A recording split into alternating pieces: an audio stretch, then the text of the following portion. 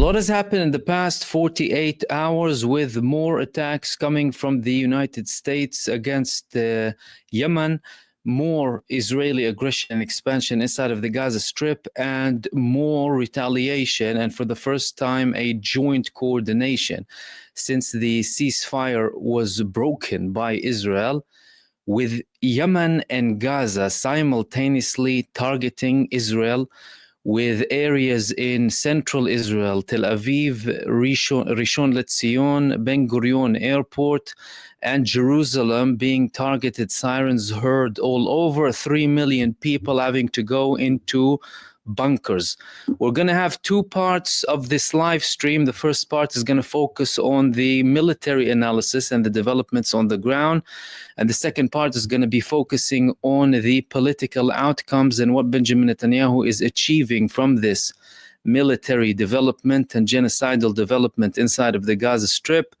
And of course, we will try and understand where things are going based on what we have been seeing for the past few days. But before we start, this is the video that was published by Al-Qassam Brigades, the armed wing of Hamas, targeting Israel for the first time since the ceasefire broke, for the first time in several months. And I will talk to you about what that means after we watch this video.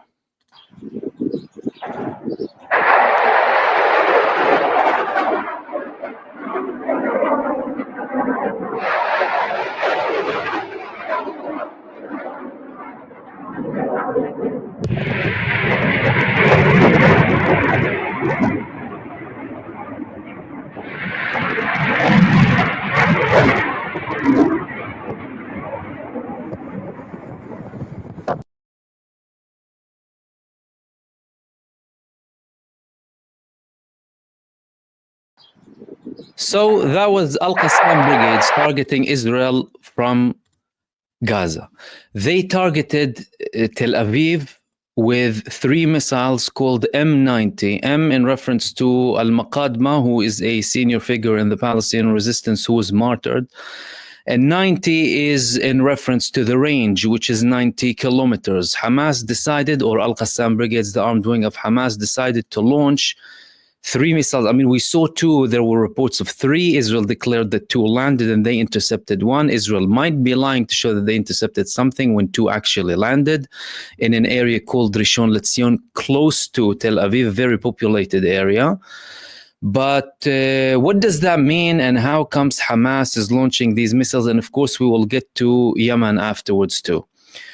Well, number one, this is a massive blow to Israel, because Israel yesterday, they decided to start off a ground campaign, a ground invasion, limited invasion into the Netzarim corridor that they withdrew from after their massacres since the dawn of Tuesday against families, during which over 430 people were martyred, the majority of whom are women and children, infants, and babies were killed. Even fetuses were killed in these barbaric attacks of this genocidal entity inside of the Gaza Strip. Whole families were wiped off completely.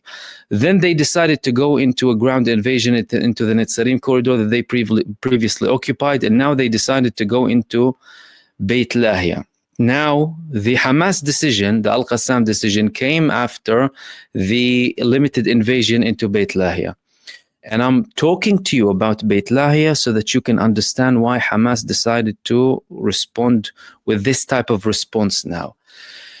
Beit Lahia is an area in North Gaza. The Israelis invaded the area with Brigade 188, or the Barak Brigade, the 188th Brigade of Israel. This brigade is usually deployed in the north. As a matter of fact, the logo of the brigade itself includes the coast of northern Israel. However, they did participate inside of Gaza, but they were later on deployed into Lebanon. And we're only talking about a brigade in an area that is mostly empty. They haven't gotten into the heavy populated areas for now.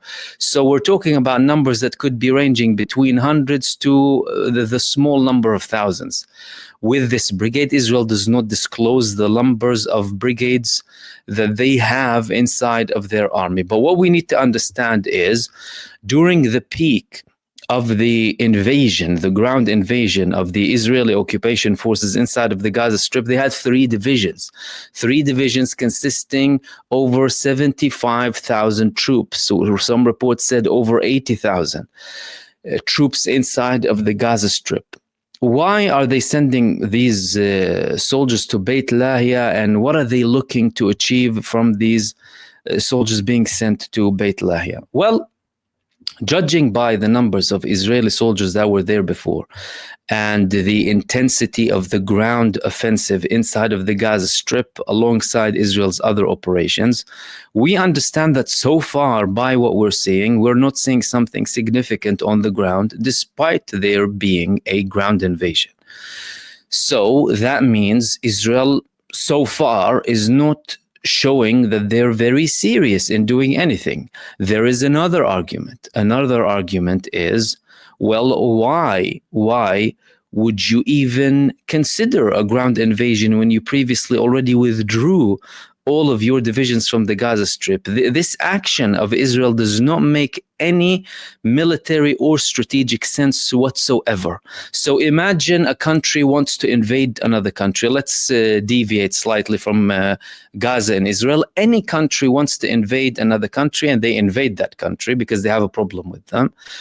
And they occupy large chunks of that country. Then they reach a certain agreement, and they decide to withdraw all of their troops because of that agreement, and then they later decide to go back again, losing all of that momentum, all of that progress, all of that existence inside of these territories, to go back and do the job from the beginning. There is no military sense, there is no strategic sense to what they're doing. Now, you might ask, if it doesn't make any military or strategic sense, then why are they doing that exactly? And this is the key point here.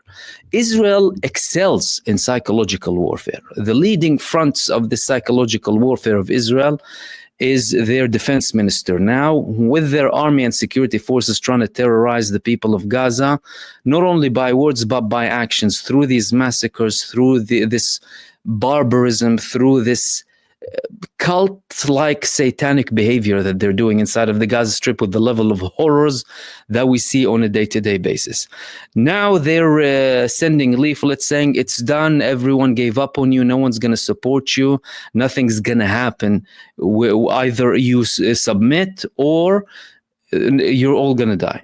So similar to Donald Trump and what he's telling the population. And they're showing them that aside from these airstrikes that we are conducting against you and your infants and babies and women, we are also on the ground. This is the main message, to instill fear in the population and to show some sort of advancement or an accomplishment. There is also another side, but that side we will be talking about it when we reach the political analysis of this whole campaign, which is due to Benjamin Netanyahu, the government passing the budget, Ben Gvir joining back, and what that also means internally, and how far Benjamin Netanyahu is pushing Israel for a total collapse now. So this is why Israel is pushing these people, to show that we're there to try and add pressure on Hamas to submit to nothing, basically, so that they can get nothing apart from getting some Israelis out and potentially not getting any Palestinian out, and Israel having the freedom to commit any crime that it wants against the Palestinian people. As soon as they declared this operation, Hamas immediately carried out a strike into the heart of the genocide. What does that mean? That means that, number one, Hamas are in full power. The fact that Hamas and the Palestinian resistance still have these military capabilities is beyond astonishing. They are possessing military capabilities, missiles that can hit in central Israel and in the strategic parts of Israel, putting millions of Israelis into bunkers and paralyzing key areas inside of Israel, paralyzing the heart of Israel. The Ben Gurion airport is shut. That's also due to Yemen, and we will get to Yemen in a second. But number one, a massive point that Hamas still have these military capabilities. Number two, Hamas haven't lost the momentum or the will to fight. After all of these long months, over a year and a half, and now they're going through this genocide again, these people did not lose the will to fight and decided that the first strike needs to be a very alarming, very strong message to the child killers in the genocide state. Therefore, they targeted the central part of Israel with missiles landing, as confirmed by the Israeli army. That's number one. Number two, this was coordinated with Ansarullah. Ansarullah are targeting Israel with missiles on a day-to-day basis. Today, they targeted the Ben Gurion airport again. Sirens heard all over. A senior figure in the Ministry of Defense of Yemen declared that the missile hit the target accurately. How did he verify? I'm not sure of that, because I haven't personally seen the evidence of the landing. I'm not sure if they had anything or a drone participating too that recording something. We haven't seen that, but this is what he said. However, the results are there. Ben Gurion airport is shut, and other countries are now questioning whether they should or shouldn't be dealing with Israel or going to Israel. That's alongside from the embargo that they are still conducting against Israel, despite the terrorist administration of Donald Trump attacking and killing innocent Yemeni civilians. This is very important. And today there was also a statement from Abu Ubaidah. Abu Ubaidah said something very interesting, which is, and he is, of course, the spokesperson of Hamas, and that, of course, is indicating that the man is alive. Some people were suspecting that he was killed, but clearly he wasn't killed. But he had a statement today during which he mentioned Yemen. So he said the following: greetings to our honest brothers in Yemen for their support of their people in Gaza. He said that we salute our honest brothers in Yemen for their honorable position and direct support for their people in Gaza despite the heavy price. Today, Yemen's missiles intersected with Gaza's missiles in the skies of Tel Aviv to confirm that Gaza is not alone and that behind it are men who will not surrender to its enemies. We call on the free people of our nation to engage in the battle to defend Al-Aqsa, complete support for Gaza, and force the enemy to stop the aggression.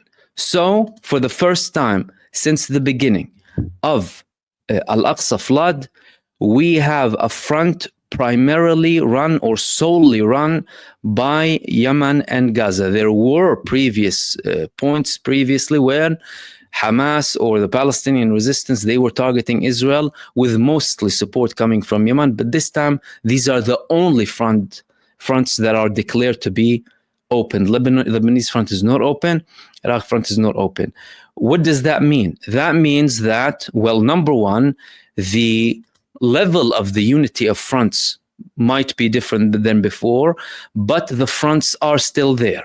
Many people, especially the Israelis and the American administration too, they were trying to sell the notion that Gaza is on its own. Guys, Hamas, you're on your own. That's it. No one's supporting you.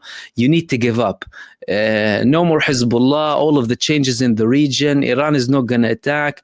It's not going to happen. However, Yemen came up and told them, we're here. And we're here to stay, and we don't care if the sky falls on the earth.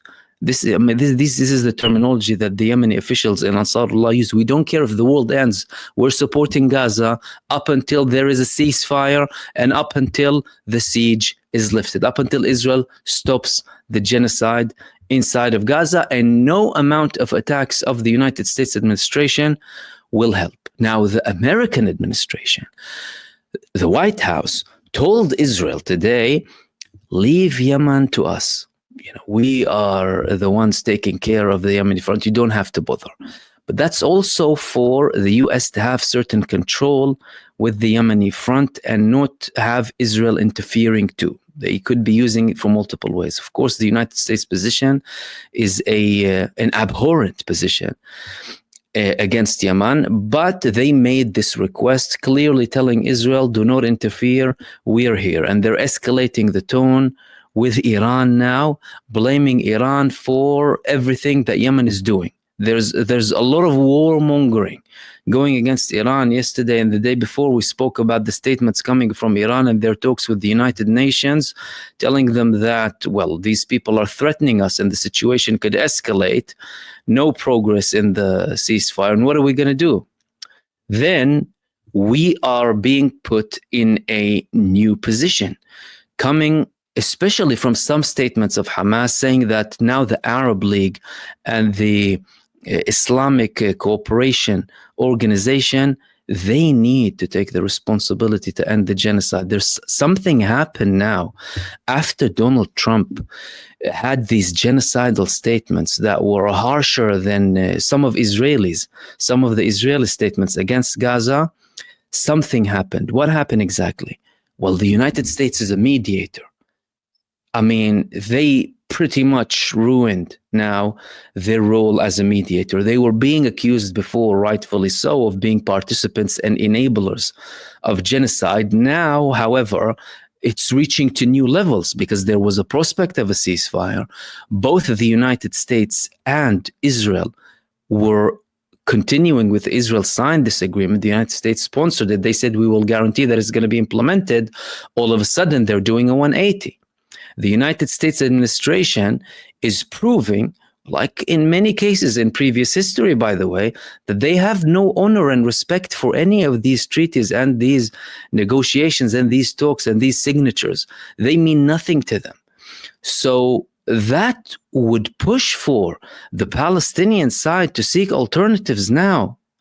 It's no longer okay. You can't trust the U.S. administration. How can anyone trust anything now? We're at a new phase, by the way. And the Palestinian resistance, I mean, some observers who are the lovers of Palestine, by the way, and the sons of Gaza were criticizing some of the leniency that the Palestinian resistance showed. And the Palestinian resistance, of course, showed it as an act of responsibility.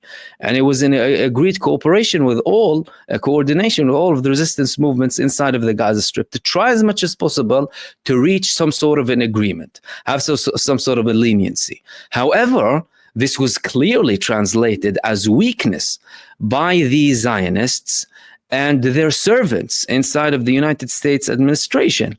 They realized that, hold on a second, well, we made Hamas negotiate on this, negotiate on that, and maybe now we'll go and start escalating again to force them to push something else. However, this might have the absolute opposite effect. Hamas and the Palestinian resistance are now more likely to include other alternatives. There was a previous request from the Palestinian resistance to include Russia, China, and Turkey as mediators. There was a level of involvement to an extent. However, now this might be different, and this might put the whole ceasefire agreement and everything into the abyss. Nothing is certain anymore. The United States, that's supposed to be a guarantor and a mediator, is having this position supporting an individual in Israel that the majority of Israelis are rejecting only for the sake of his own interests. How much control does he have on Donald Trump? What is it that he has on Donald Trump? What kind of blackmail does he have on Donald Trump and these people in the administration? What kind of Epstein files do they have against them? What did they threaten them with to take this approach and go against everything that Donald Trump stated before? I want to be the peacemaker. I want to end wars. You're talking about the same man who criticized the war in Iraq and previous presidents for going for unnecessary wars. He was calling Biden a man who is happy to send bombs everywhere instead of talking. Day one, I'm going to end all wars. All of a sudden, what did they pull? What did they pull and show him and tell him, shh, be quiet? We don't know. But what we do know is that the negotiation path is getting annihilated. This is what's happening, unless that is a more reliable, responsible superpower or another power can participate and would be included in those ceasefires and agreeing to the deal and continuing from there.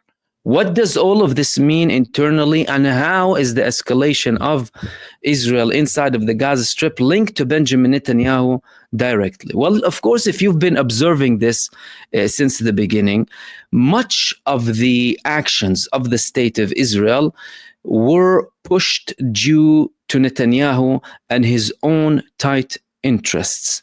However, this doesn't mean that Israel as a state is incapable. At the end of the day, it's Israel as a state who conducted ethnic cleansing and mass murder before.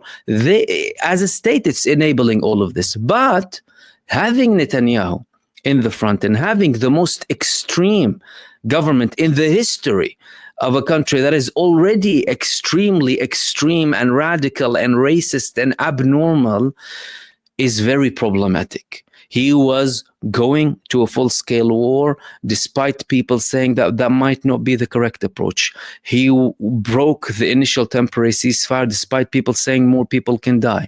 More people died. His own people next to him, his own war cabinet, they were pushing him to do other things. He was not listening to anyone. Frictions, problems, threats, up to threats of violence. His house, so one guy threw a firebomb on Benjamin Netanyahu's house, a light bomb next to his house from Israel. More people are in Israel are operating for Iran and other countries that have a lot of hostility against Israel because they lost all trust. He is continuing all of that, and now it's very clear why he chose this specific moment. In April, Israel is due to pass a new budget. If that budget is not passed, that means the government collapses and Israel needs to go to new elections. Benjamin Netanyahu already lost Ben Gvir before, but now he gained him back.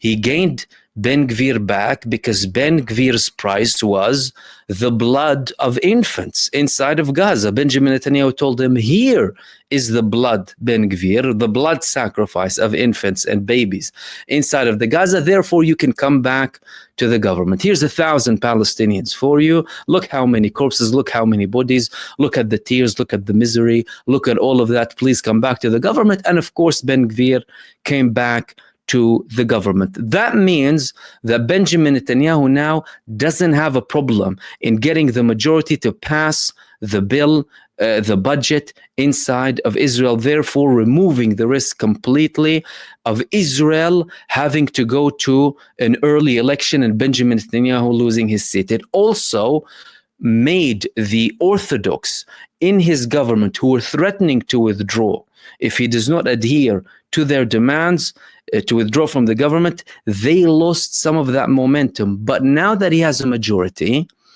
he is intending to pass the budget with giving the Orthodox community an exemption from participating in the Israeli army. And this is where Israel is on its way to complete disaster following Benjamin Netanyahu's actions. Why? Well, Israel, Benjamin Netanyahu, his son is in Miami. He hasn't participated in anything. He's fighting age. Bring him back. Go and serve in Gaza. No, he didn't do that. He's sending everyone to fight for a war, according to him, that is there for the revival of Israel, to protect Israel, and. In the meantime, they were killing their own people inside of the Gaza Strip, the Israeli prisoners of war. They went in, out multiple times. Thousands lost their lives, tens of thousands were wounded, over 100,000 with PTSD, problems, and people started to refuse to serve in the Israeli army. Yesterday we spoke about the refusal and the sentiment inside of the Israeli society towards serving inside of the army. Well, the IDF chief of staff himself, Herzl Halevi, before they invaded Rafah, he said, we urgently need 7,000 before we even begin anything. Yet Benjamin Netanyahu threw these people to death.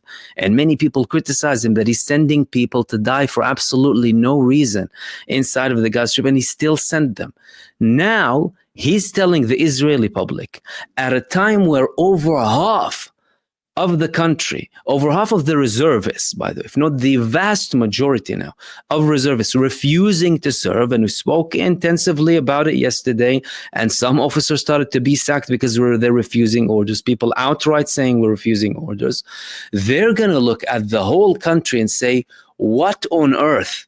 You are giving people an exemption and you want me to go and fight? And you need to understand who Israel is sending to fight. Israel forced people to go back and fight for Gaza, inside of Gaza, in this genocide, despite them having confirmed PTSD, despite them having wounds, despite them having problems. And some of them committed suicide because of that.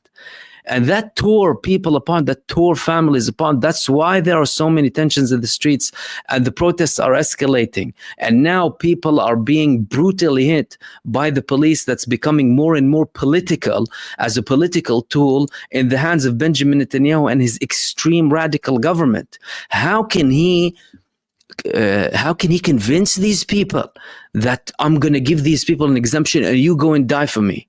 It's not going to happen, especially with this sentiment. It's no longer the sentiment of the 7th of October and this whole propaganda and victimhood. And you know about all of the lies of the 7th of October and the Hannibal Directive that Israel implemented on its own people.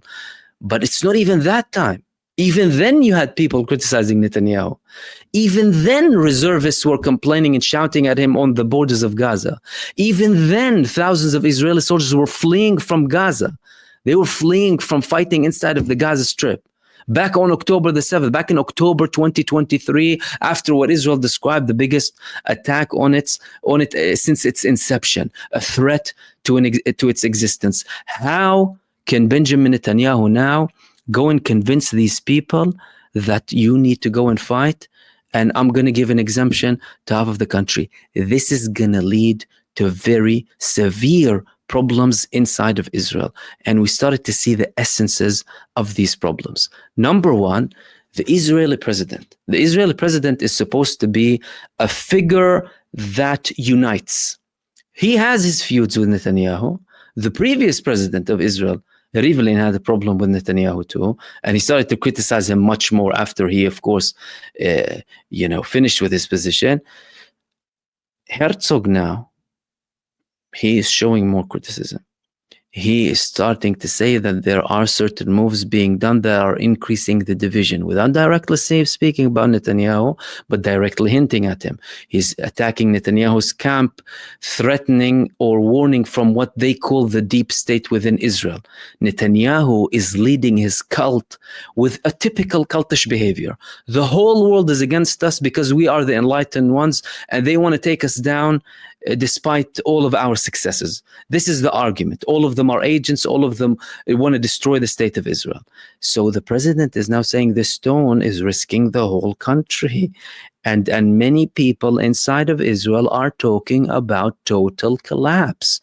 Analysts, senior figures. Of course, people have been speaking since the beginning, and we mentioned them since the beginning, but now it's even increasing more and more. And if Benjamin Netanyahu goes and passes this budget, then you're going to be facing a problem directly on the ground. What can happen, to what extent, and will Benjamin Netanyahu take a step back after he passes this budget? There is a very high likelihood that Benjamin Netanyahu, after he finishes with the budget, after he protects it, after he potentially goes ahead with the judicial reform, that he might take a step back. People need to understand all of the moves of Benjamin Netanyahu now.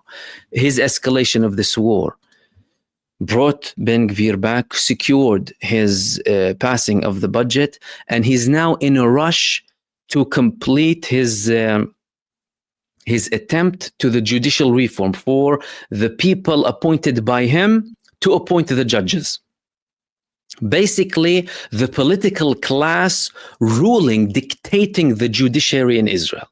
Now, despite the fact we're talking about Israel and institutionalized racism, and we all know what Israel is, they had a level of independence. The Israeli Supreme Court, in some cases, ruled against certain things the government wanted. And Benjamin Netanyahu doesn't like that. And that's where other senior Israelis are warning from what Netanyahu is doing, how he's ridiculing the judiciary in Israel, how he's going out against judges directly, how some of these judges are receiving threats from people who are directly supportive of Benjamin Netanyahu, sending him in some cases death threats. Benjamin Netanyahu is in a rush to do all of that at the expense of the bodies of children in Gaza. This is what not only him does, this is what Israel does, by the way. Israel's done that before, but Benjamin Netanyahu is taking it to a different level. Like, he's doing everything possible and massacring people to achieve his military and political objectives. We need to understand both of these paths, both the military development and the political development inside of Israel, to try and understand where things are going. No one should be taken aback by these statements of this barking dog, Israel Katz, the defense minister, or Netanyahu's regime. We need to understand all of this to try and see what's going to come next. So after Benjamin Netanyahu does all of that, and if he succeeds with all of that, he might then take a step back. Why? Well, because number one, it's almost impossible on the ground. Let's be frank here. The Israeli army is exhausted. The Israeli army is defeated.